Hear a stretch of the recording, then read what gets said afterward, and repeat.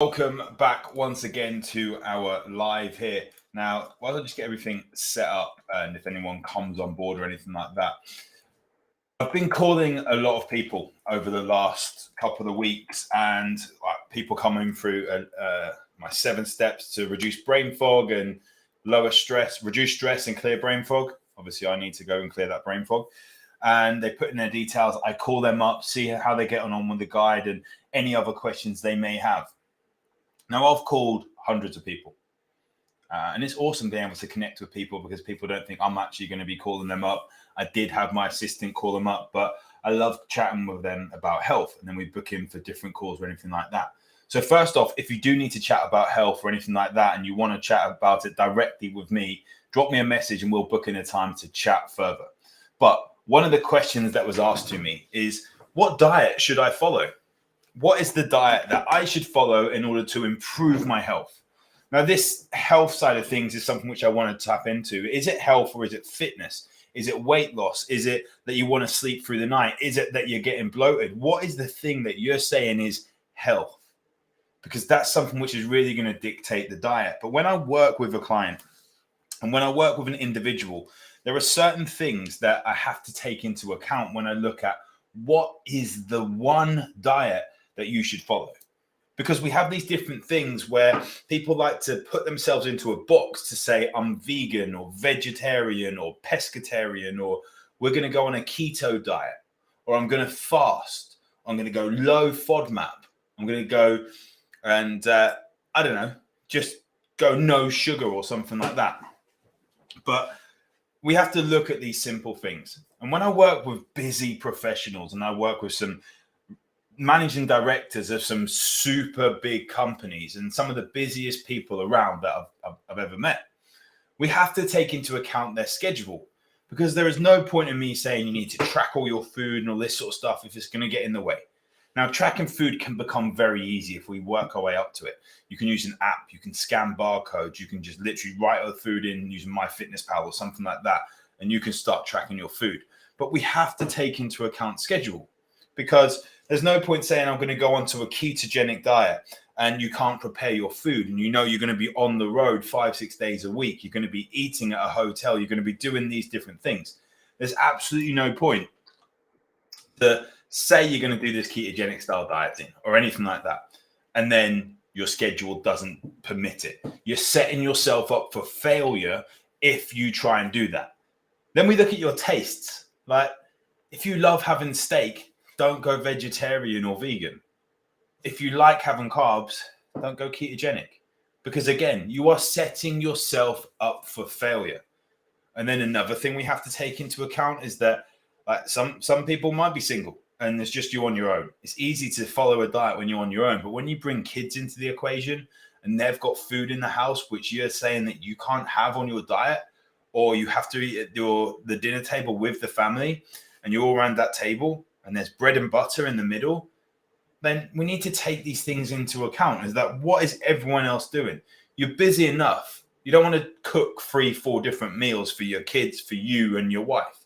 So how can we piece these things together to allow you to follow the most optimal diet that is going to push you into peak performance and peak health with your brain and your body? So remember, your body is your business.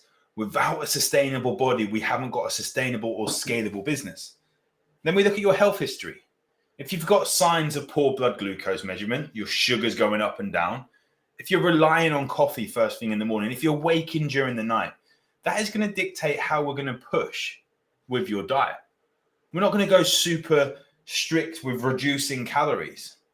And we look at your overall goals. Is it weight loss? Great. Let's get the body functioning more effectively. Is it clearing through that brain fog? Great. Get the body function more effectively. All these different things. Is it running a marathon? Great. Get the body functioning more effectively.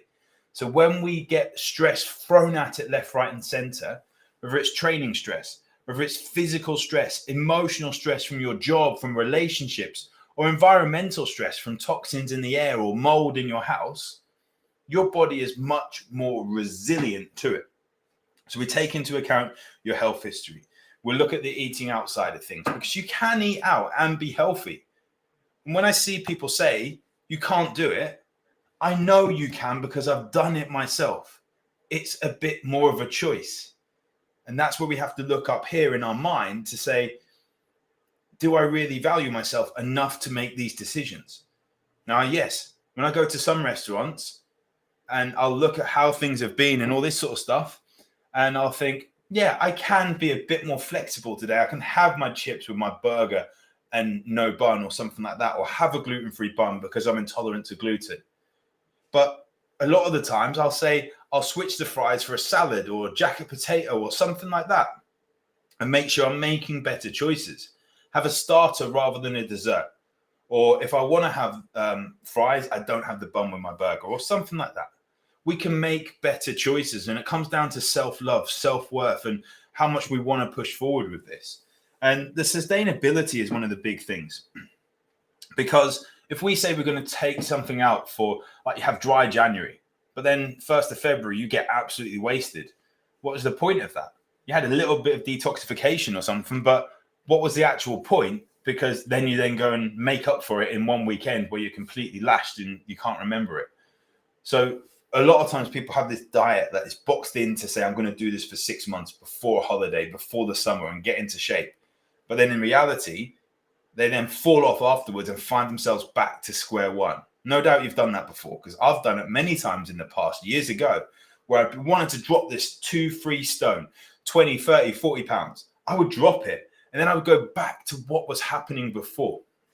Rather than looking at the life and mindset side of things, which is one of the pillars that I work on in the health revitalization blueprint that I do, we have the full health screen, and we have complete nutrition audit. Then we have the life and mindset mastery. We have optimal health training, and then we have peak performance habits. But that middle finger, that life and mindset mastery is so powerful, because it allows us to truly love ourselves, put ourselves first, which is one of the most selfless things to do. We have to be selflessly selfish in order to be there for others. And otherwise, we're just stressed out and we're not going to be our best self in peak performance to get there. So we have to make sure that it is a sustainable way of dieting. Can you see yourself doing this in 6 months, a year, 2 years? If the answer is no, then it's not really what we need to be following. We need to find that method that allows you to get your health into the right place. If we are cutting foods out and you're able to tolerate gluten or dairy, which I'm not, so I won't ever have gluten in my diet. And dairy is another thing. So it's like slightly, like I notice if I have too much, so I just cut it out. And I'll occasionally have some, but I cut it out 90% of the time. But gluten, 100% out. If I have that, I have migraines or reaction to my skin or bloatedness or something like that. But if we're taking foods out to balance blood glucose, once we're balanced blood glucose, we want to be slowly adding them back in. The word diet is kind of demonized. The word diet is something which people say, I'm going to go on a diet because I'm going to get to this place. And when I get to that place, I'm going to be happy. No, we do the work elsewhere. We work on our mind with our body at the same time. You truly can be massively happy with following a diet, not being on a diet. There are differences, slight differences. So if you have questions with your health, you want to talk about the health revitalization blueprint, you want to talk how we can really, truly get you into your peak performance shape, drop me a message. Go to ojhealth.com and hit the Let's Chat button. Book in a time to have a chat. And we can talk further about truly improving your health once and